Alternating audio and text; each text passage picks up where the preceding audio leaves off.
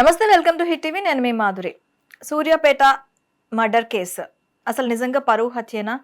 ఇంకా ఇంత గ్లోబలైజేషన్ వైపు మనం నడుస్తున్నప్పటికి కూడాను ఈ కులాలు మతాలు అనేవి ఇంకా మనిషిని శాసిస్తున్నాయా? అసలు ఈ హత్య కేసులో ఏం జరిగింది? భార్గవి పెళ్లి చేసుకున్న తర్వాత అసలు స్టోరీ ఏం జరిగింది? ఇది పరువు హత్యగా ఎలా చూడొచ్చు? ఇవన్నీ ఈ హత్యలో అసలు కోణాలేంటి డీటెయిల్ గా చెప్పడానికి మనతో పాటు ఉన్నారు ఆస్ట్రో సైకాలజిస్ట్ ఎస్వి నాగనాథ్ గారు. నమస్తే సార్. నాయనమ్మ కాటికి కాళ్ళు చాపుకునే కూర్చున్న ఒక ముసలామ ప్రొవోక్ చేసి మనవణ్ణి ప్రేరేపించి సొంత మనవరాలి భర్తని చంపించింది. ఒక వ్యక్తికి కానీ కుటుంబానికి కానీ ఈ పరువు ప్రతిష్ట అనేవి నిజంగా అంత ఒక ప్రౌడ్ ఫీలింగ్ని ఇస్తాయా? ఇంత కిరాతకంగా ఒక హత్య చేసే విధంగా ప్రేరేపిస్తాయి అంటారా ఈ పరువు ప్రతిష్ట అంటే అలాంటివి? ఇప్పుడు మీరు గతంలో కూడా ఒకసారి చూసే ఉంటారు. ఏంటంటే బావగారి కళ్ళల్లో ఆనందాన్ని చూడడం కోసం ఫ్రాక్షనిస్ట్ దాంట్లో ఒక మర్డర్ జరిగింది. ఎవరిది? పరిటాల రవి. పరిటాల రవి మర్డర్ జరిగినప్పుడు మీడియా ముందుకు వచ్చి మొద్దు సీను చెప్పింది ఏంటంటే మా బావ కళ్ళల్లో ఆనందం చూడాలని చెప్పాడు. సో ఈ కేసులో చూస్తే, సూర్యాపేట హత్య కేసులో చూస్తే మీరు గతంలో ఒక సినిమా వచ్చింది, పెద్దరికం అని ఒక సినిమా వచ్చింది. అవును, భానుమతి గారు అందులో హీరోలు ఉంటుంది. జగపతి బాబు గారు హీరో సినిమాకి. భానుమతి గారి క్యారెక్టర్ ఎట్లుంటుందంటే ఆమెకు పెళ్లి పెటాకులు అయినట్టు, పిల్లలు ఉన్నట్టు ఏమని చూపించారు. ఆమె ఒక నలుగురు తమ్ముళ్ళు ఉంటారనమాట. ఆ తమ్ముళ్ళందరూ కూడా ఈమె ఏం శాసిస్తే అది చేస్తారు. భానుమతి క్యారెక్టర్ కూడా ఎలా ఉంటుంది? కంప్లీట్ యాటిట్యూడ్, యారగెన్స్, ప్రౌడ్, ఎప్పుడు కూడా ఎంపతి లెస్ ఉంటుంది. అంటే ఎదుటివారి కోణాన్ని దృష్టిలోనే పెట్టుకోదు. నలుగురు అన్నదమ్ములకి పెళ్ళిళ్ళు అయినాయా లేదా అనే కనీస అవగాహన లేనటువంటి ఒక క్యారెక్టర్ క్రియేషన్ అది. సో ఇవాళ సూర్యాపేట కేసులో పోలీస్ ఇన్వెస్టిగేషన్ మొత్తం చేసిన తర్వాత తేలింది ఏంటంటే, నిన్న రాత్రి నుంచి కొత్త కోణం ఏంటంటే, ఇన్ని రోజులు రకరకాలుగా అనుకున్నారు. అది ఒక 2-3 రోజులు రకరకాలుగా అనుకున్నారు. కానీ ఇప్పుడు లాస్ట్కి వచ్చేటప్పటికి ఏమైందంటే, నాయనమ్మ చెప్పింది, నాయనమ్మ ప్రొవోక్ చేసింది, నాయనమ్మ కళ్ళలో ఆనందం చూడడం కోసం ఆ కృష్ణ అనే వ్యక్తిని చంపేసి, ఈ నవీన్ గౌడ అనే అతను చంపేసి ఆ డెడ్ బాడీని కారులో తీసుకొని వెళ్ళి అక్కడ నాయనమ్మకు చూపిస్తే, నాయనమ్మ కూడా శబాష్ బేటా, ఐఎమ్ ప్రౌడ్ ఆఫ్ యూ అనే రేంజ్లో మాట్లాడింది అన్నది మనకి మీడియాలో వచ్చినటువంటి సమాచారం. అవునా కదా?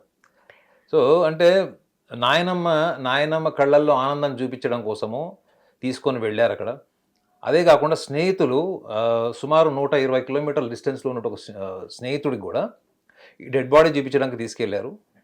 పొద్దున్న తీసుకొచ్చి ఆ డెడ్ బాడీ ఎక్కడ పడేయాలో తెలియక ఆ కాలువగట్ట దగ్గర ఎక్కడో బైక్తో పెట్టేసి వెళ్ళిపోయారు వాళ్ళు. సో ఈ కేసులో చూడాల్సిన కోణం ఏంటి అసలు? నిజంగా వాళ్ళు మర్డర్ చేశారు, అది ఫ్యామిలీ డిస్ప్యూట్, అది దీంట్లో డిఫరెంట్ డైమెన్షన్స్ ఉన్నాయి. మీరు అన్నారు కదా, ఇన్ని భిన్నమైన కోణాలు ఉన్నాయి ఈ కేసులో ఉన్నది. ఇప్పుడు భార్గవి కృష్ణ లవ్ మ్యారేజ్, వాళ్ళిద్దరు హ్యాపీగా ఉన్నారు.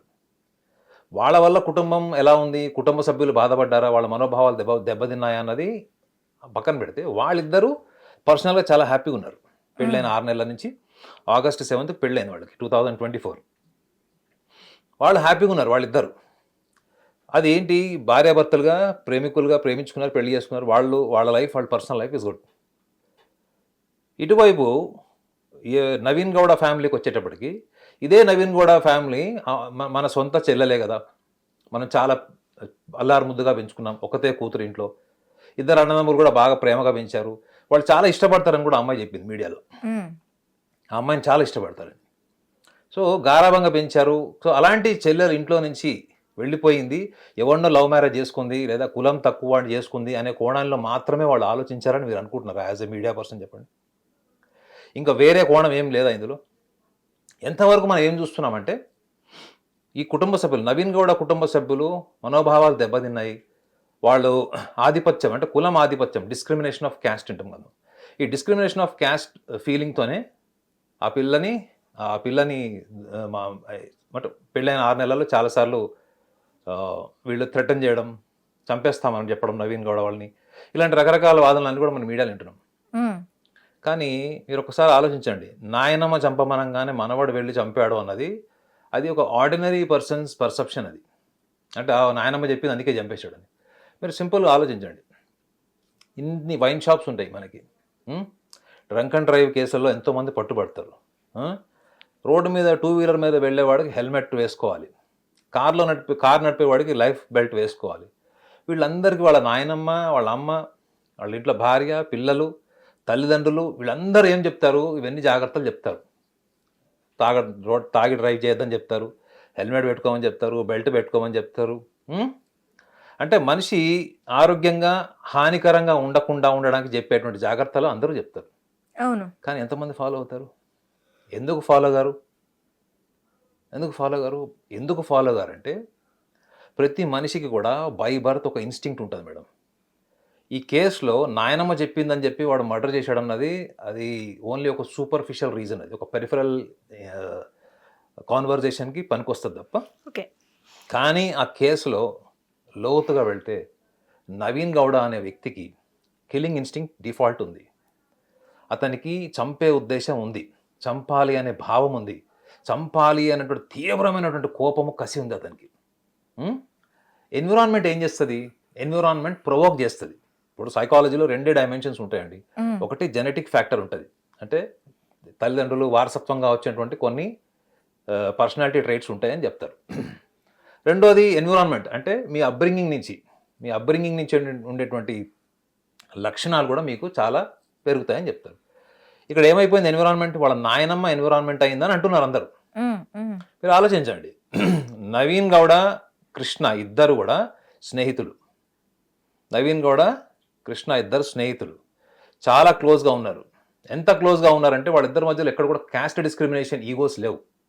ఇద్దరు స్నేహితులుగా ఉన్నప్పుడు ప్రాణ స్నేహితులాగానే ఉన్నారు. కుటుంబ సభ్యులు అంటే వీళ్ళ ఇంట్లో నవీన్ గౌడ లేని సందర్భంలో కూడా అతను రెగ్యులర్గా వచ్చి మాట్లాడేటువంటి ఇంటిమేసీ ఎక్కడ ఉంటుంది చెప్పండి?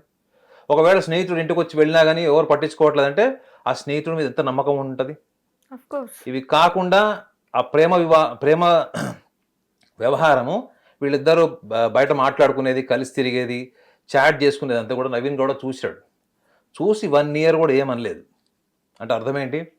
ఒక స్నేహితుడిగా తను కొన్ని విషయాల్ని బ్రాడ్ మైండెడ్గా ఆలోచించాడు అన్నదానికి ఇవి ఆధారాలు. కానీ అదే స్నేహితుడు తన ఇంటికి వచ్చినప్పుడు, రేపొద్దున తన చెల్లెలకి పెళ్లి చేయాలనుకున్నప్పుడు ఒక ఎంగేజ్మెంట్, ఒక ఎస్ఐ, ఒక సబ్ ఇన్స్పెక్టర్ ఎవరో ఒక అతనికి ఎంగేజ్మెంట్ డేట్ ఫిక్స్ అయ్యి రేపు ఎంగేజ్మెంట్ ఉందనగా అమ్మాయి ఇవాళ వెళ్ళిపోయింది. According to her own statement, ఇది ఆమె ఇచ్చిన స్టేట్మెంట్ ఇది. ఓకే. సో ఈ అమ్మాయి వెళ్ళిపోయిన తర్వాత ఇంట్లో నుంచి అప్పుడు నవీన్ గౌడాన్ని ప్రవోక్ చేసింది కేవలం వాళ్ళ నాయనమ్మ ఒక్కతేని ఎట్లా అనుకుంటారు మీరు?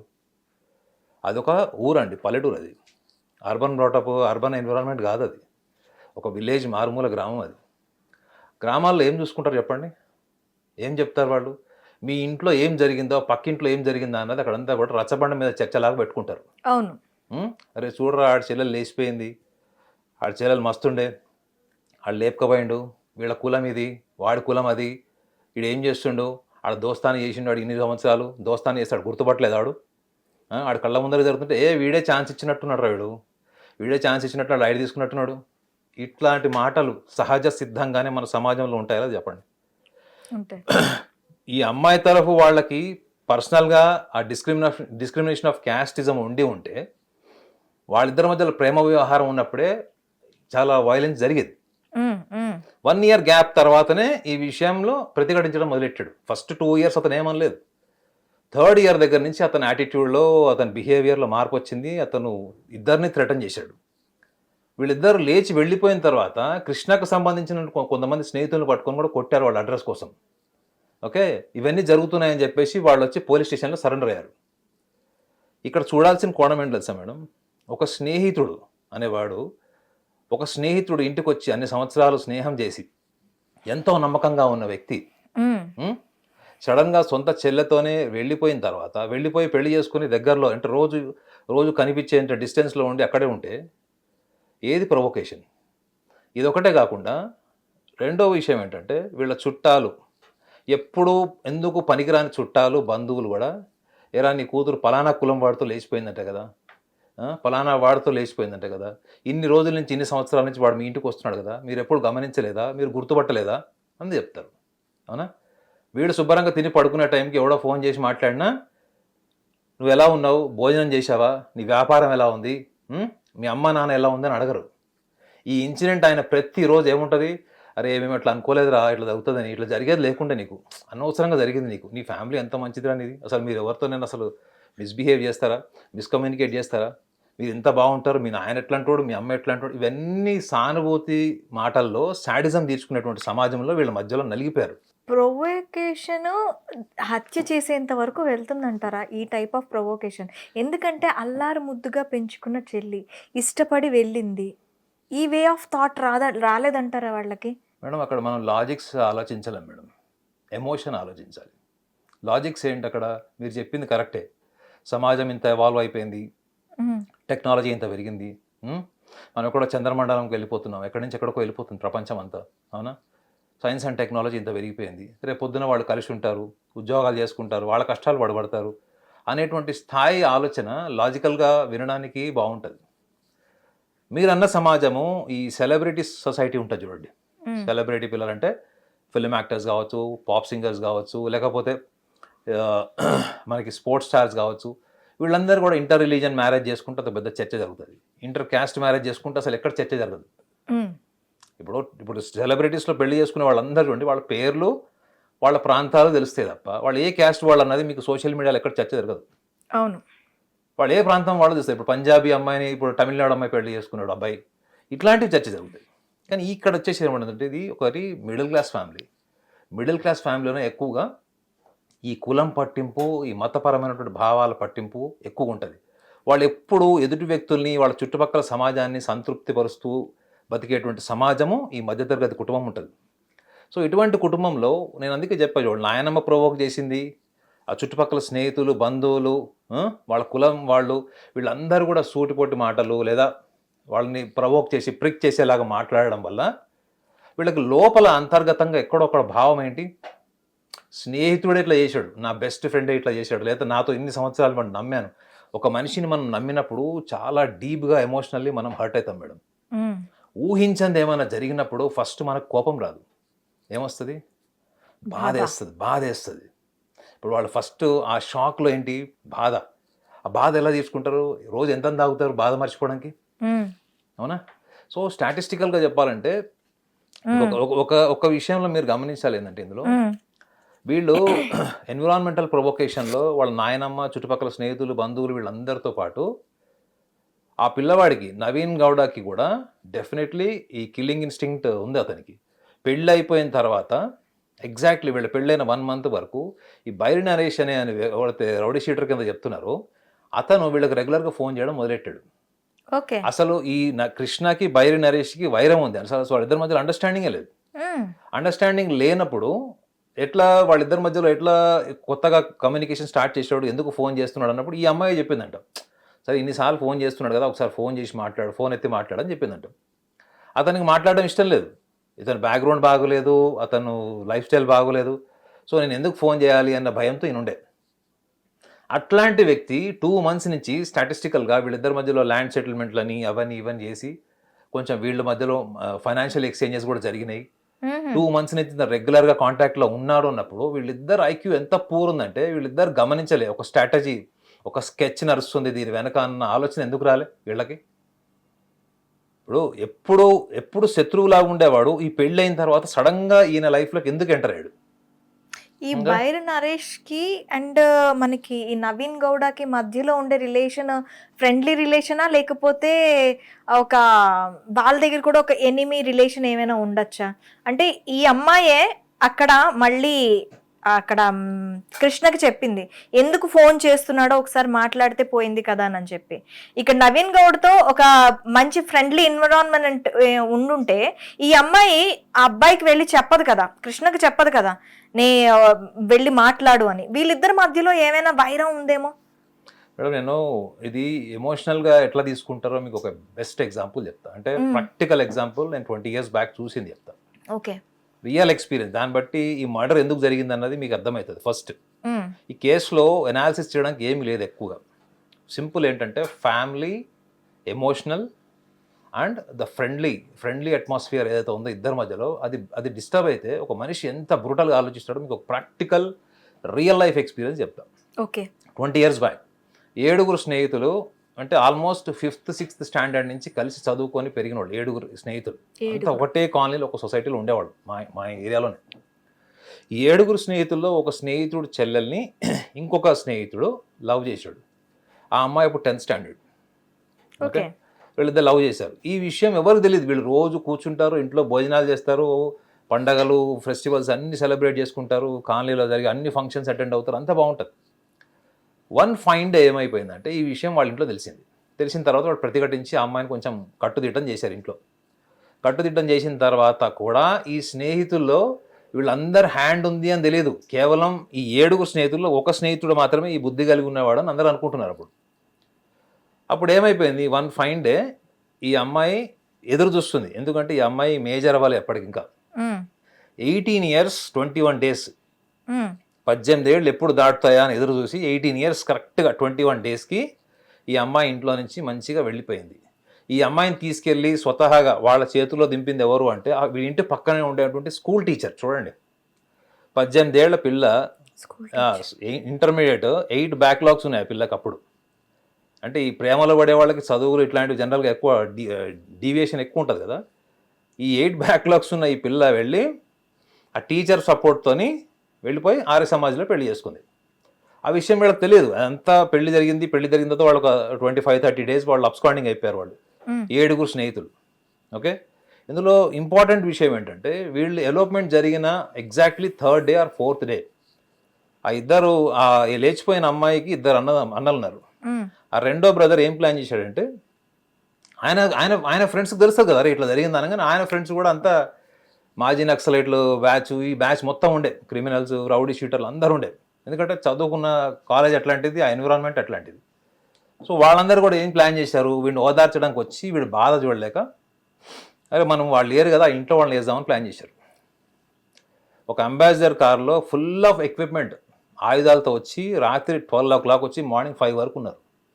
ఆ రోజు జరిగిన ఒక ట్విస్ట్ ఏంటంటే వీళ్ళ గ్రూప్లో ఇలా జరుగుతుంది ప్లాన్ అని తెలిసి అప్పట్లో తిలక్ అని ఒక అడ్వకేట్ ఉండేవాడు, ఒక లాయర్, మంచి ప్రాక్టీషనింగ్ లాయరు, మంచి సోషలాజికల్ ఇవన్నీ అంటే అవేర్నెస్ ఉన్నవాడు, సామాజిక బాధ్యత ఇట్లాంటివి చాలా చురుగ్గా ఉండేవాడు యాక్టివిటీస్లో.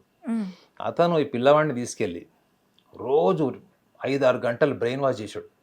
మీరు కనుక ఈ పని చేస్తే, ఇప్పుడు ఇంట్లో వీళ్ళందరూ లేచి వెళ్ళిపోయారు, అమ్మాయిని తీసుకుని వెళ్ళిపోయారు, ఇంట్లో తల్లిదండ్రులు ఉంటారు కదా, ఇంటికి 2 చంపుదామని ప్లాన్ చేశారు.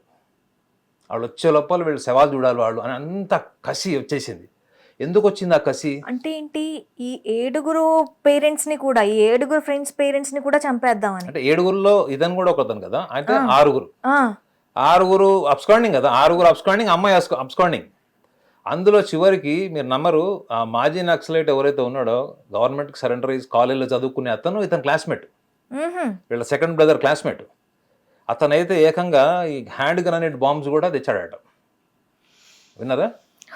ఇది ఈ యొక్క వాతావరణాన్ని మొత్తం కొలాప్స్ చేసినటువంటి వ్యక్తి ఎవరు అంటే అడ్వకేట్ తిలక్. ఇవాళ కూడా ఆయన ఎక్కడ ఉన్నాడు కానీ ఆయనకు పాదాభివందనాలు చెప్పాలి.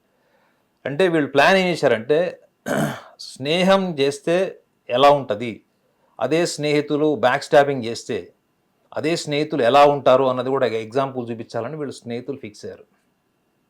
కానీ దాన్ని ఆయన కన్విన్స్ చేసి మీకు మంచి ఫ్యూచర్ ఉంది, మీకు భవిష్యత్తు ఉంది, ఆ అమ్మాయి తను ఇష్టపూర్వకంగా వెళ్ళింది, వాళ్ళు కిడ్నాప్ చేస్తే మనం చేద్దాం, రేపు వచ్చాక చూద్దాం. కిడ్నాప్ చేయలేదు, స్వతహాగా ఆమెనే ఇంట్రెస్ట్తో వెళ్ళిపోయింది. ఆమె వెళ్ళిపోయినప్పుడు మీరు ఏం చేస్తారు, తప్పు పిల్లవాడిది ఏమవుతుంది, అమ్మాయిది కదా తప్పు, అమ్మాయి కదా వాళ్ళని ప్రవోక్ చేసింది, అమ్మాయి కదా వాళ్ళతో పాటు వెళ్ళింది, ముక్కు మొహం తెలియని వాళ్ళు 6 కలిసి వేరే రాష్ట్రంకి వెళ్ళిపోయి ఉంది ఆమె. సో అప్పుడు ఆ అట్మాస్ఫియర్ని చల్లబడ్డానికి కారణమైనటువంటి అడ్వకేట్ ఒకవేళ అప్పుడు లేకపోయింటే ఇవాళ ఆ ఫ్యామిలీ మొత్తం ఎలా ఉంటుండేదో ఇమాజిన్ చేయండి. సో ఇందులో చూసే కోణం ఒకటే ఉంటుంది మేడం, 90% నవీన్ గౌడ కేసులో స్నేహితుడు చేసినటువంటి వెన్నుపోటుతనమే ఉంటుంది తప్ప మనోభావాలు దెబ్బతిన నేను చాలా సూటిగా చెప్తున్నాను. అందులో 90% నేను ఒక స్నేహితుడిని నమ్మితే వాడు నా చెల్లెతో ఇట్లా చేశాడు. నిజంగా చెప్పండి, మీరు ఒక స్నేహితుడు అన్నప్పుడు మీ ఇంట్లో ఆడపిల్లని నేను ఎట్లా చూస్తాను, సిస్టర్ లాగానే చూస్తాను. ఒక స్నేహితుడి చెల్లెలు ఒక స్నేహితుడి చెల్లెలు నాకు చెల్లెలే అవుతుంది, ఒక స్నేహితుడు అక్క నాకు అక్క అవుతుంది. జనరల్గా సొసైటీలో అందరూ అట్లే ఉంటారు, అన్న అని పిలుస్తారు, పరిచయం చేసిన 2వ రోజు నుంచి అన్న అని పిలుస్తారు.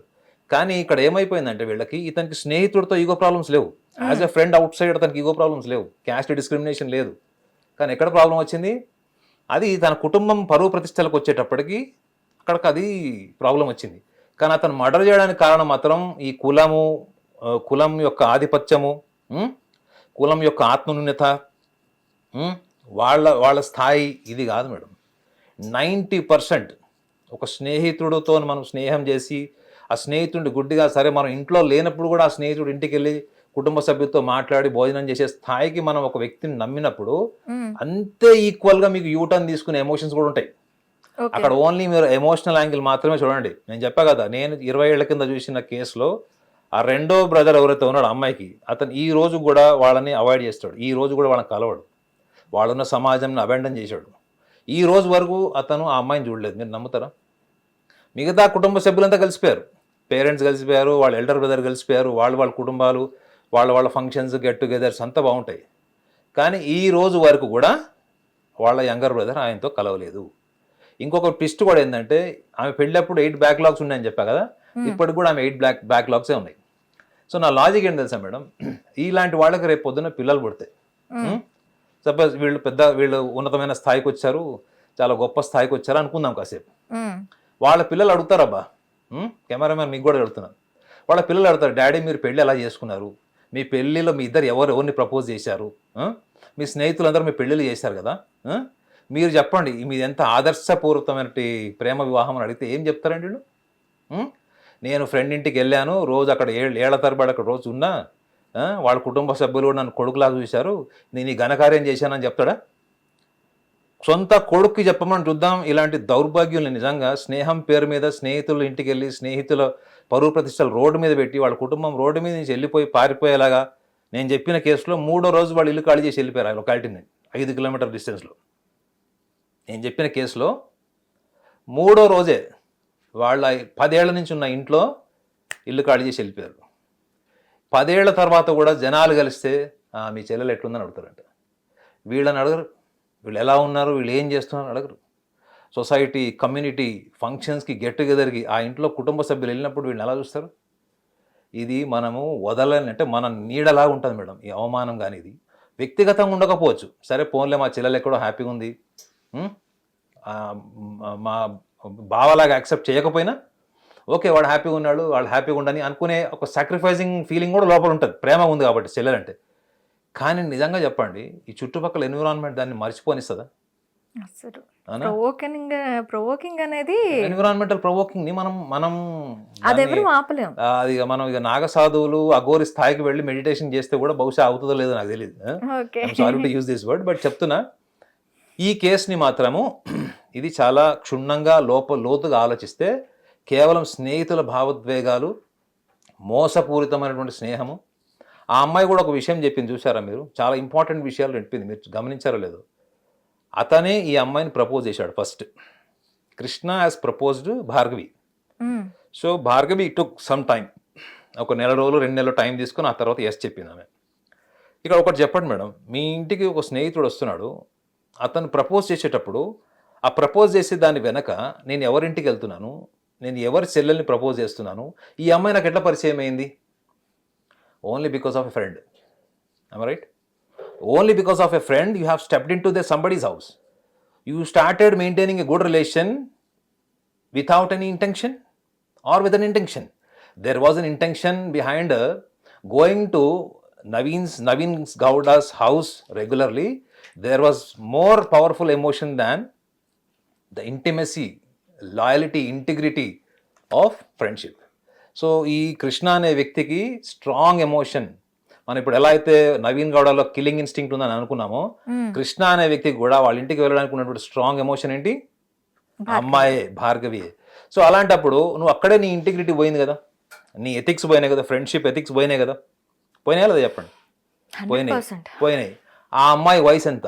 ఇప్పటివరకు నాకు తెలియదు, కానీ ఆమె చూస్తే నాకు తెలిసి చాలా అర్లీ యంగ్ ఏజ్లో ఉన్నట్టుంది. రీసెంట్గా ఆమె మేజర్ అయిందని కూడా నాకు అనిపిస్తుంది. ఆమె వీడియో చూస్తే నాకు అనిపించింది ఆమె హార్డ్లీ ఒక 20-21 ఇయర్స్ ఉండొచ్చు. కృష్ణకి 30 ఇయర్స్ అని మీడియాలో చెప్పారు, అది ఎంతవరకు వాస్తవమో తెలియదు. అతనికి కూడా మంచి రిజర్వేషన్ స్కోప్ ఉంది, మంచి జాబ్ చేసుకోవచ్చు. అట్లాంటిది ఒక రౌడీ షీటర్తో సెటిల్మెంట్స్ ఎందుకు చేస్తున్నాడు, ఒక అటెంప్ట్ మర్డర్ కేసులో ఎందుకున్నాడు, అతని ప్రొఫైల్ ఏంటి, లైఫ్ స్టైల్ ఏంటి అన్నది కూడా అది మనం పబ్లిక్ వదిలేసేయాల్సిన విషయం. అది నిజంగా చెప్పండి, ఆ అమ్మాయి ఇచ్చిన స్టేట్మెంట్ కూడా చూడండి, 2 స్టేట్మెంట్స్ ఇచ్చింది. అతను ప్రపోజ్ చేశాడు ఒకటి, రెండోది జర్నలిస్ట్ అడిగాడు ఆమెను క్వశ్చన్ ఏంటి, ఆమె హ్యాండ్ మీద అన్ని కట్ మార్క్స్ ఉన్నాయి, అడిగాడు. మీరు చూడండి, నిన్న ఇంటర్వ్యూ చేశారు ఒక ఛానల్ వాళ్ళు, సోషల్ మీడియా వాళ్ళు ఇంటర్వ్యూ చేస్తే అమ్మాయి ఏం చెప్పింది, మేము ఇద్దరం ఎప్పుడన్నా ఈగో ప్రాబ్లమ్స్ వచ్చి మాట్లాడుకునే సందర్భంలో నేను అట్లా కట్ చేసుకుంటాను, ఆయన కూడా అట్లా కట్ చేసుకునే సందర్భాలు ఉన్నాయి. మీరు చెప్పండి మేడం, యాజ్ అ విమెన్ చెప్పండి, మీరు ఎప్పుడు ఏ సందర్భంలో కట్ చేసుకుంటారు మీరు? What is the meaning of cutting your hand? Suicidal thought, అది it's suicidal thought, it's suicidal tendency. As a psychologist నేను చెప్తున్నా కదా, మా దగ్గరికి చాలా మంది డిప్రెషన్ కేసులు వచ్చినప్పుడు వాళ్ళతో మాటల్లో మేము చూసేది కూడా అదే, వీళ్ళు ఏమన్నా ఎప్పుడన్నా అట్లా హ్యాండ్ కట్ చేసుకున్నారా? డ్రగ్ అడిక్ట్స్ అయితే వాళ్ళకి ఇట్లా మీకు ఇంజెక్షన్ చేసినటువంటి హోల్స్ ఉంటాయి, ఇట్లా మచ్చలు ఉంటాయి వాళ్ళవి. సో అవి మేము మాటల్లో వాళ్ళు చెప్పకుండా వాళ్ళు అబద్ధం చెప్పినా అది గ్రహిస్తాం. ఆ అమ్మాయి మీద హ్యాండ్ కట్స్ ఉన్నాయి అవన్నీ. రెండోది, ఆ అమ్మాయి ఇంకో కొత్త విషయం ఏం చెప్పిందంటే, నేను ఇప్పుడు చదువుకుంటాను, ఉద్యోగం చేస్తాను, మళ్ళీ గ్రాడ్యుయేషన్ పోస్ట్ గ్రాడ్యుయేషన్ చేసి ఉద్యోగం చేసి మామగారిని పోషిస్తానని చెప్పింది. ఒకసారి ఆలోచించండి, ఇప్పుడు చదువుకునే వయసు అన్నప్పుడు ఆమె చేసినది ఎంతవరకు ఆమె కోణంలో correct? Emotionally she is right, emotionally she loved someone, she married someone, she is being happy with Krishna, that's true. But when it comes to the survival economy and being your financial independence, being as a financial independent person, still she is struggling, she is in a confused state. ఇప్పుడు అతను చనిపోయాడు, shelter లేదు.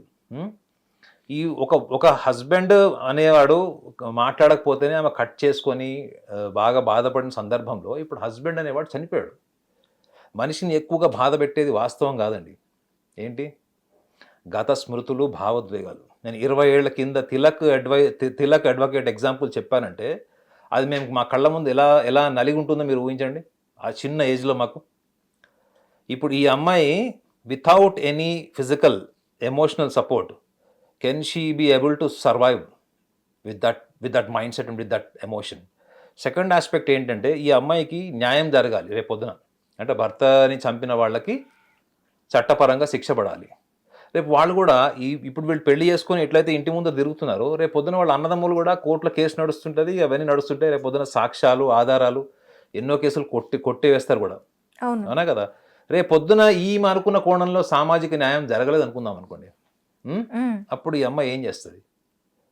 ఒకటి. మూడో విషయం ఆమె ఏం చెప్పిందంటే, ట్రోలింగ్ చేస్తున్నారమ్మా నీ మీద, చాలామంది విమర్శిస్తున్నారు, నీది కూడా తప్పు ఉంది, రేపు ఎల్లుండ మర్చిపోయి నువ్వు వెళ్ళి ఇంకోటి పెళ్లి చేసుకుంటావు, బకరాయేది కృష్ణ అనే కోణంలో కూడా జర్నలిస్ట్ క్వశ్చన్ అడిగాడు.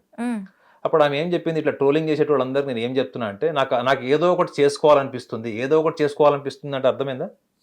ఆల్రెడీ నేను బాధలో ఉన్నాను, నాకు ఏదో ఒకటి చేసుకోవాలనిపిస్తుంది అంటే ఒక అమ్మాయి చెప్పిందంటే అర్థం ఏంటి? సూసైడికల్ టెండెన్సీస్ ఉన్నట్టు. సో అప్పుడు ఆ అమ్మాయి చెప్పిన థాట్స్ చూడండి, ఆ ఎమోషన్స్ ఎట్లా చెప్పిందో. మీరు ఇట్లా ట్రోల్ చేస్తే నేను నిజంగానే చేసుకుంటానేమో. సో యాజ్ అ సైకాలజిస్ట్గా నా స్ట్రైట్ లైన్ పాయింట్ ఏంటంటే, ఆ అమ్మాయికి డిఫాల్ట్ చాలా ఇన్మెచ్యూర్డ్ స్టేజ్లోనే వాళ్ళు పెళ్లి చేసుకున్నారు. That is a very wrong decision. Marrying inter caste is not a wrong decision. Even if she marries inter religion also, I don't put my fingers into their personal life. But నువ్వు చిన్న వయసులో ఏ అవగాహనతో చేసుకున్నావు? Okay, ఏ అవగాహనతో చేసుకున్నావు? ఒకవేళ పెళ్లి చేసుకున్నావు, దూరంలో ఎక్కడన్నా పోయి ఉండొచ్చు కదా, ఫ్యామిలీ అట్మాస్ఫియర్. అతను ఆల్రెడీ పాలిటిక్స్లో తిరుగుతాడు, నవీన్ కూడా. ఆయనకంటూ ఒక లోకల్ ఫాలోయింగ్ ఉంది, నెట్వర్క్ ఉంది, అతనికి పొలిటికల్ బ్యాక్గ్రౌండ్, అతనికి పెద్ద లీడర్ అవ్వాలన్న ఆశ కూడా ఉంది. సో ఇదే నవీన్ రేపు పొద్దున ఏం చేయగలడు అని చిన్న యాంటిసిపేషన్ లేదు. పోయి ఆ నరేష్ అనే ఒక రౌడీ షీటర్ బ్యాక్గ్రౌండ్ ఉన్నటువంటి వ్యక్తితోని ఇతను రెగ్యులర్గా కలవడం, ఆల్మోస్ట్ ఎవ్రీడే 3 times ఫోన్ చేస్తాడట. పెళ్లికి ముందు శత్రువుల్లా ఉండేవాళ్ళు, పెళ్ళి అయిన 1 monthకి వీళ్ళు ఎప్పుడైతే పోలీస్ స్టేషన్లో సరెండర్ అయ్యి ఇంటికి వచ్చారో అప్పటి నుంచి అతను రెగ్యులర్గా కాంటాక్ట్లో ఉన్నాడు. ఒక పథకం ప్రకారమే చేశారు ఇది, ప్రీ ప్లాన్డ్ మర్డర్. పక్కా పథకం ప్రకారం చేశారు.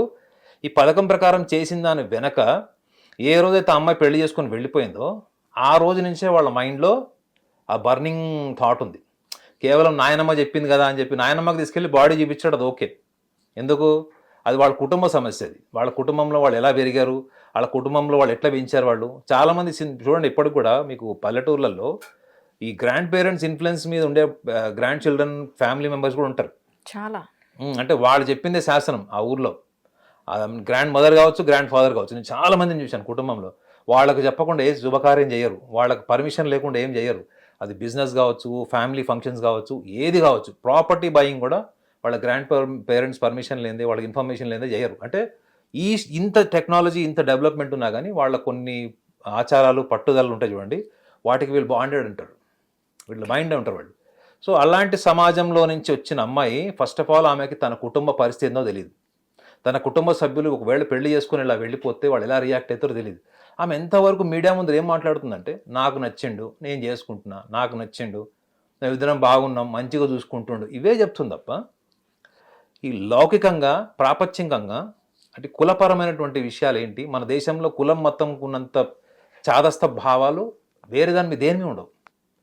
ఈవెన్ మీరు చూడండి, మీరు సోషల్ మీడియాలో ట్రోలింగ్ చేసేవాళ్ళు, సోషల్ మీడియాలో కామెంట్స్ చేసే వాళ్ళందరూ కూడా క్యాస్ట్ డిస్క్రిమినేషన్ కూడా చేస్తారు వాళ్ళు. ఈవెన్ మన పాలిటిక్స్ కూడా కులం బేస్ అన్ని అన్ని మీరు ఏ ఫీల్డ్లో చూడండి, ఏ ఫీల్డ్లో చూడండి, ప్రాంతాల వారిగానే ఉంటుంది, కులం వారిగానే ఉంటుంది, లేదా మతం పరమైన ఉంటాయి.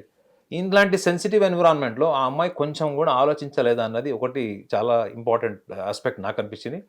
రెండోది, ఆ అమ్మాయికి డెఫినెట్లీ టెండెన్సీస్ ఉన్నాయి, నేను అనకూడదు కానీ యాజ్ ఏ సైకాలజిస్ట్ నేను అది చెప్పగలను. రెండోది, మాకు ఎవరు సపోర్ట్ లేరు, మా ఉన్న అన్న ఒక వదిన ఉన్నారు, రేపు ఆమెనే చెప్తుంది చూడండి, అన్న వదిన ఉన్నారు. అన్న అంటే ఈయన కాదు, ఇంకెవరో ఉన్నారు, అన్న వదిన ఉన్నారు, వాళ్ళ సపోర్ట్తో నేను డిగ్రీ చేస్తాను, ఉద్యోగం చేస్తానని చెప్తుంది.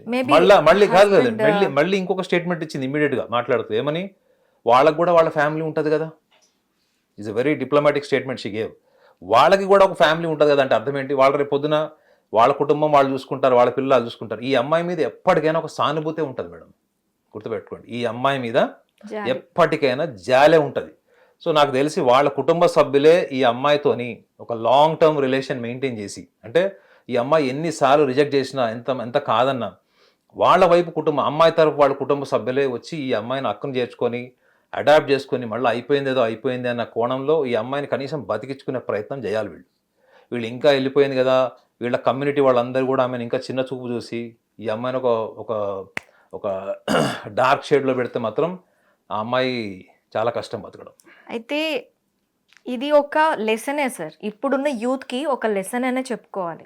ఇలాంటి హత్య కేసులు కానీ, ఎవరైనా కులాంతర మతాంతర వివాహాలు చేసుకోవాలి అనుకున్న వాళ్ళకి కానీ ఇది ఒక పార్ట్ ఆఫ్ లెసన్ అనుకుంటే, ఒకవేళ ఇలాంటి నిర్ణయాలు తీసుకోవాలి అనుకునేటప్పుడు యూత్, ఇప్పుడు ప్రస్తుతం ఉన్న యూత్ చాలా ఉరకలు వేసే రక్తంతో మరిగిపోయి, మేము అది ఇచ్చేస్తాం, అలా బిహేవ్ చేస్తాం, ఇలా బిహేవ్ చేస్తాం, మేము ఇన్ని స్కెచ్లు వేసుకుంటాం.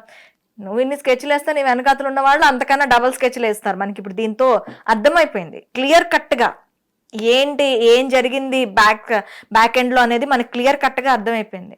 సో ఇలాంటి నిర్ణయాలు, ఒకవేళ కులాంతర మతాంతర వివాహాలు చేసుకోవాలి అనుకునేటప్పుడు వాళ్ళు తీసుకోవాల్సిన జాగ్రత్తలు ఏంటి, మీరు దీని గురించి ఏం చెప్తారు? అసలు వాళ్ళు ఎలా బిహేవ్ చేస్తే బాగుంటుంది అంటారు?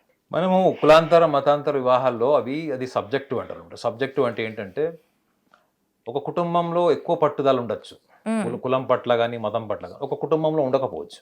ఇప్పుడు నేను ఇందాక మీకు 20 years బ్యాక్ ఒక స్టోరీ చెప్పా కదా, వాళ్ళు ఏం చేశారు, వదిలేసుకున్నారు. ఎందుకు, వాళ్ళు ఇల్లు ఖాళీ చేసి వెళ్ళిపోయారు. వాళ్ళకు కూడా అది ఇంటర్ కాస్ట్ మ్యారేజ్. అది వాళ్ళు ఏం చేయగలుగుతారు, వాళ్ళ సమాజం వాళ్ళకు ఉంది, వాళ్ళ జీవితాలు వాళ్ళకు ముందుకున్నాయి, వాళ్ళ స్ట్రగుల్ వాళ్ళ కళ్ళ ముందు ఉంది వాళ్ళది. అది కూడా ఒక మిడిల్ క్లాస్ ఫ్యామిలీ. సో ఇది కులాంతర మతాంతర వివాహాలు అన్నప్పుడు అసలు ఫస్ట్ ఆఫ్ ఆల్ వాళ్ళు ఆలోచించుకోవాల్సింది ఏంటంటే, రెండు కుటుంబాల మధ్యలో అండర్స్టాండింగ్ ఉన్న, ఎంతో అండర్స్టాండింగ్ ఉన్న వాళ్ళు కూడా విడాకులు తీసేసుకుంటున్నారు. కుటుంబాల్లో కక్షలు, యుద్ధాలు, గొడవలు, హత్యలు లేదా హత్యా ప్రయత్నాలు ఇవన్నీ జరుగుతూనే ఉన్నాయి. సో మనిషి ఇండిపెండెంట్గా ఆలోచించాలి మేడం. అక్కడ క్యాస్ట్ బేస్డ్ కాకుండా, రిలీజన్ బేస్డ్ కాకుండా, ఇప్పుడు ఆ అమ్మాయి చదువుకుంది, బాగా ఉద్యోగం చేసుకోవాలి, ఆర్థికంగా నిలబడితే, ఒకటి చెప్పండి ఫస్ట్, ఏది ఇంపార్టెంట్ అండి మీకు టీనేజ్లో? హార్మోనల్ హైజాకింగ్ అన్నది మీకు ఒకసారి పెద్ద మనిషి అయిన తర్వాత అమ్మాయికి 14 ఏళ్ళు, ఒకటి స్కూలింగ్ ఏజ్ క్రాస్ అవ్వగానే అబ్బాయిలకి హార్మోనల్ ఇన్బ్యాలెన్స్ జరుగుతుంది. కానీ మీ కళ్ళ ముందు ఉండే అంబిషన్ ఏముంటుంది అప్పుడు? నేను చదువుకోవాలి, ఉద్యోగం చేయాలి, లేదా వ్యాపారం చేయాలి, లేదా అబ్రాడ్ వెళ్ళి చదువుకోవాలి, ఇవి ఉంటాయి. ఈ సెన్సిటివ్ ఏజ్లో ఎప్పుడుతో ట్రాక్ డివోర్షన్ అంటే ట్రాక్ గినక వీళ్ళు సైడ్ ట్రాక్ అయిపోయారు అనుకోండి, వీళ్ళు అప్పుడు జరిగిపోయే కాన్సిక్వెన్సెస్ని వాళ్ళే ఫేస్ చేయాలి. అర్థమైందా? నీకు ఆ వయసులో నువ్వు ఏం చేయాలి అన్నది నువ్వు మర్చిపోయి నీకు నచ్చింది. రెండోది, అది ఆ అమ్మాయికి స్వతహాగా వచ్చిన ఆలోచన, లేకపోతే కృష్ణ రిపీటెడ్గా ఆమె వెనకబడడం, ఇంప్రెస్ చేసుకోవడము, లేకపోతే ఇప్పుడు ఒక అమ్మాయిని ఒక అబ్బాయి మాట్లాడేటప్పుడు, ఫ్లర్ట్ చేసేటప్పుడు రకరకాల విన్యాసాలు చేస్తారు, ఇంప్రెస్ చేస్తారు, ఫ్లర్ట్ చేస్తారు. ఆ అమ్మాయికి ఆ టెండర్ ఏజ్లో అటెన్షన్ వల్ల అది లవ్ కింద కన్వర్ట్ అయి ఉంటుందని నా అభిప్రాయం. ఆ ఏజ్లో ఎవరైతే బాగా అటెన్షన్ పే చేస్తారో, మీకు నచ్చినట్లు మాట్లాడతారో, మీకు ఎక్కువ టైం స్పెండ్ చేస్తారో, మిమ్మల్ని ఎంటర్టైన్ చేస్తారో, వాళ్ళ పట్ల అమ్మాయిలకు తొందరగా ఫీలింగ్స్ డెవలప్ అయ్యేటువంటి ఏజ్లో అమ్మాయి లవ్లో పడింది. సో దాన్ని ఒక మెచ్యూర్డ్ ఏజ్ ఆఫ్ లవ్ అని మనం అనలేం. It is almost like a kind of infatuated ఏజ్లో ఆమెకి ఒక అబ్బాయి ఆ అమ్మాయి పర్సనల్ లైఫ్లో అంత క్లోజ్గా రావడం అన్నది అదే మేబీ ఫస్ట్ టైం అంటది. ఆటోమేటిక్గా లవ్ కిందకి మారిపోయింది అది. ఇది ఈ అమ్మాయి ఒక కేసే కాదండి. ఇది మీరన్న యాంగిల్లో ప్రతి రిలీజన్, ఇంటర్ రిలీజన్ కానీ ఇంటర్ క్యాస్ట్ చేసుకునే వాళ్ళు ఫస్ట్ ఆ ఏజ్లో నా అంబిషన్ ఏంటి, what should be my family is demanding at that age. ఆ ఏజ్లో నా కుటుంబం ఏం డిమాండ్ చేస్తుంది, చదువుకోమంటుంది ఫస్ట్. ఎందుకు చదువుకోవాలి నువ్వు? ఎందుకు చదువుకోవాలంటే రేపు పొద్దున నీ కాళ్ళ మీద నేను నిలబెట్టేది నీ గ్రాడ్యుయేషనే, అవునా? మినిమం టు మ్యాక్సిమం నువ్వు సర్వైవ్ అయ్యేది నీ చదువుకున్న చదువు వల్లే. అప్పుడు నీ కమ్యూనిటీ వాళ్ళు రారు, నీ రిలీజన్ వాళ్ళు రారు, ఎవ్వరు రారు. ఇప్పుడు మర్డర్ చేసేటప్పుడు ఏమయ్యారండి కమ్యూనిటీ వాళ్ళు? చెప్పండి. వివేకానందుల వారు పాదయాత్ర చేసి భారతదేశం అంతా ఒక 2 విషయాలు చెప్పారు. మన భారతదేశంని పీడిస్తుంది ఏంటి అంటే, ఒకటి నిరక్షరాస్యత, ఇల్లిటరసీ. రెండోది పవర్టీ, పేదరికం. పేదరికాన్ని మనము అధిగమించే క్రమంలో ఉన్నాం. కానీ ఇల్లిటరసీ అంటే ఏంటంటే, ఎన్ని రకాల చుట్టుపక్కల ఎన్విరాన్మెంటల్ ఫ్యాక్టర్స్ ఉన్నా, చుట్టుపక్కల వ్యక్తులు పరిస్థితుల యొక్క ప్రభావం ఉన్న నీ సొంత ఆలోచన, నీ విచక్షణని మర్చిపోకుండా ఉన్నటువంటి స్థితినే ఎడ్యుకేషన్ కింద చెప్పాడు. యూనివర్సిటీ డిగ్రీలు ఇస్తుంది, అవునా? సో ఈ కేసులో విచక్షణ మర్చిపోయింది ఎవరు అంటే నవీన్ గౌడే. ఎందుకంటే వాళ్ళిద్దరూ ప్రేమించి పెళ్లి చేసుకున్నారు, స్నేహితుడిని మోసం చేశారు. ఆ అమ్మాయి అమాయకత్వంలోనో, ఇన్నోసెన్స్లోనో, ఇన్ఫాచ్యుయేషన్ స్టేజ్లోనో పెళ్లి చేసుకుంది, అది అయిపోయింది. కానీ దాన్ని నెక్స్ట్ లెవెల్కి తీసుకెళ్ళి నువ్వు జీవితంలో నువ్వు వ్యక్తిగతంగా నువ్వు చేసి సాధించింది ఏంటి? ఏం చేసావంటే, ఒక రౌడీ షీటరు, చదువు సంధ లేనివాడు, ఏ బ్యాక్గ్రౌండ్ లేనివాడు చేసేటువంటి పనే నువ్వు చేసావు. సో నీ ఎడ్యుకేషన్ ఏమైంది అక్కడ? నీ అనుభవం ఏమైంది? నీ సామాజిక అవగాహన ఏమైంది? నువ్వు ఆల్రెడీ రాజకీయాల్లో ఉన్నావు, నీకంటూ ఒక అవేర్నెస్ ఉంది. చెల్లెల్లాగా కాదు కదా నువ్వు. అలాంటప్పుడు నీ భవిష్యత్తు నువ్వు ఎందుకు పాడు చేసుకున్నావు? ఇప్పుడు మొన్నటి వరకు చూడండి మన సమాజం కూడా ఎట్లుంటుందంటే, మొన్నటి వరకు ఏమరా ఇట్లయిందంట కదా, అట్లయిందంట అనేటోళ్ళు ఇప్పుడు మర్డర్ చేసి జైలుకి వెళ్ళి వచ్చాడు అనుకోండి, ఇదే సమాజం మళ్ళీ చేతులు కట్టుకొని ఏమన్నా బాగున్నావా, నమస్తేనే, ఎందుకు? వీడేమన్నా ఎక్కువ మాట్లాడాడు అనుకోండి, రేపు వీడి పరిస్థితి ఏందో తెలియదు. అవును. సో ఒక రకంగా ఏంటి, వీళ్ళకి పెళ్లి తర్వాత 6 నెలలు వాళ్ళ పడ్డ అవమానం అంతా కూడా ఈ మర్డర్ కేసు తర్వాత ఏమవుతుంది? భయం కింద కన్వర్ట్ అవుతుంది. లేదు, భయం కింద కన్వర్ట్ విషయం కాదు, ఒక ప్రైడ్ కింద కన్వర్ట్ అవుతుంది. మన సమాజంలో ఇదే విచిత్రం. వాడు మర్డర్ చేసిండంటే ఒకళ్ళు ఏమంటారు, అరే వాడు మస్తు చేసిండ్రా, మర్డర్ చేసిండాడు, రివెంజ్ తీసుకున్నాడు, అట్లా ఆలోచించే సమాజం కూడా ఉంది. మీరు అట్లా అనుకోకుండా రివెంజ్ తీసుకున్నారు, వాళ్ళు బాగా అయింది, బుద్ధి వచ్చింది వాడికి, దోస్తానాలు ఇట్లా చేసిండు కాబట్టి దోస్తానే చూపించిండు వాడు, అట్లా అనుకునే సమాజం కూడా ఉంది. ఎంతవరకు అబ్బాయి వెళ్ళి అమ్మాయి యొక్క పర్సనల్ లైఫ్ని డిస్టర్బ్ చేశాడు అన్నటువంటి వాళ్ళు ఒక సెట్ ఆఫ్ పీపుల్ ఉంటారు. కానీ ఆద్యంతం మొత్తం తెలిసిన తర్వాత ఇద్దరు స్నేహితులు కలిసి ఒక స్నేహభావంగా ఉండే వాళ్ళు చేశారంటే మాత్రం అది యాక్సెప్ట్ చేయరు. సో ఏం చేయాలంటారు యూత్ ఏం చేయాలంటే, చెప్పా కదా మేడం, చదువుకునే వయసులో చదువుకోవాలి. అర్థమైందండి? జీవిత భాగస్వామిని సెలెక్ట్ చేసుకునేటప్పుడు ఫస్ట్ ఆర్థికంగా నువ్వు కాళ్ళ మీద నిలబడ్డవాళ్ళు చూడాలి. అమ్మాయి అయినా అబ్బాయి అయినా ఆర్థికంగా కాళ్ళ మీద నిలబడిన వాళ్ళనే చేసుకుంటున్నారు. అర్థమైంది? అబ్బాయిలు అంతే ఉన్నారు, అమ్మాయిలు అంతే ఉన్నారు. అందం, ఫైనాన్షియల్ బ్యాక్గ్రౌండ్, వయసుతో పాటు వచ్చేటువంటి హార్మోనల్ హైజాకింగ్ నేచర్, ఇవన్నీ కూడా తాత్కాలికమే. ఏది స్టేబుల్గా నిలబడుతుంది? నీ చదువు, నీ వ్యక్తిగత ఆర్థిక పరమైన బాధ్యతలు, ఇవి తప్ప లాంగ్ స్టాండింగ్ రిలేషన్లో ఇద్దరు కలిసి ఉండాలి అంటే మాత్రం economy, financial stability, financial consistency, ఇది తప్ప ఈ భావోద్వేగాలు, మన కులము, మన మతము, వీళ్ళు వచ్చి ఎవ్వడేం బేకరండి. నిజంగా కులము మతం అట్లా అనుకుంటే ప్రతి కులంలో పేదవాళ్ళు ఉన్నారు, ప్రతి కులంలో ధనికులు ఉన్నారు. కానీ ధనికులు వెళ్ళి పేదవాళ్ళకి సాయం చేస్తారు. ప్రతి మతంలో ఉన్నారు. ఒక మతం వాడు ఇంకో మతం వాడు, ఆ మతం వాడికి చేయడు సహాయం. మరి అలాంటప్పుడు ఇది దేనికి వనుకొస్తుంది చెప్పండి? సో యూత్ ఆలోచించాల్సిన ఇట్లాంటి చాలా సెన్సిటివ్ విషయాలు ఆలోచించుకోవాలి. రెండోది ఎన్విరాన్మెంటల్ ప్రొవోకేషన్. ఇంత వైలెంట్ ఎన్విరాన్మెంట్ ఉన్నప్పుడు చాలా ఆచితూచి తీసుకోవాలి. నిర్ణయాలని నా ఉద్దేశం. హిట్ టీవీ యాప్, ఇందులో short news, live news, entertainment shows, movies, digital magazines తో పాటు మీ జిల్లా వార్తలను కూడా ఫ్రీగా చూడొచ్చు. అంతేకాదు కేజీ నుంచి పీజీ వరకు విద్యార్థులకు స్కాలర్షిప్ కూడా అందిస్తున్నాం. ప్రతి వారం 10 మందికి లక్కీ డ్రా ద్వారా ఒక్కొక్కరికి 10,000 రూపాయలు అందిస్తున్నాం. ఇంకెందుకు ఆలస్యం, వెంటనే హిట్ టీవీ యాప్ ని డౌన్లోడ్ చేసుకుని ఫ్రీగా ఎంటర్టైన్మెంట్ పొందండి. Hit TV app. Hit TV app. Please download Hit TV app. Hit TV యాప్ని ఫ్రీగా డౌన్లోడ్ చేసుకొని ఎంజాయ్ చేయండి. మీకు నచ్చిన ఎంటర్టైన్మెంట్ కోసం హిట్ టీవీ యాప్ ని ఫ్రీగా డౌన్లోడ్ చేసుకుని ఎంజాయ్ చేయండి. హిట్ టీవీ యాప్ని డౌన్లోడ్ చేసుకుని ఆస్వాదించండి, ఆశీర్వదించండి. ఇంతమంది సెలబ్రిటీలు హిట్ టీవీ యాప్ ని డౌన్లోడ్ చేసుకోండి అని చెప్తున్నారంటే ఎంత మంచి యాప్ ఆలోచించండి. అమెరికా అమెరికా అమెరికా అమెరికాలో చదవాలనుకునే వాళ్ళకి విశ్వసనీయమైన పేరు మన శౌర్య కన్సల్టెన్సీ. UK లో 1 year masters. UK లో 1 year masters. 2 years work permit up to 5 years visa. Contact Saurya Consultancy. Contact 89851 89851.